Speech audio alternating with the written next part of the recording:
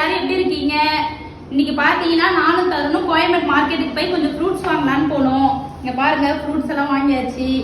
இன்னும் ஒரு முக்கியமான விஷயம் இருக்கு. இந்த பழம் யாராச்சும் பார்த்துருக்கீங்களா? இந்த பழம் சாப்பிடணும்னு சொல்லிட்டு எனக்கு ரொம்ப நாளா ஒரு ஆசை. பட் இதோட டேஸ்ட் எப்படி இருக்குன்னு சொல்லிட்டு எனக்கு தெரியாது. அதனால இப்ப கடைக்காரங்கிட்ட ஒரு பழம் கொடுங்கன்னா டேஸ்ட் எப்படி இருக்கு பார்த்துட்டு வாங்கிக்கிறேன்னு சொல்லிட்டு கேட்டேன்.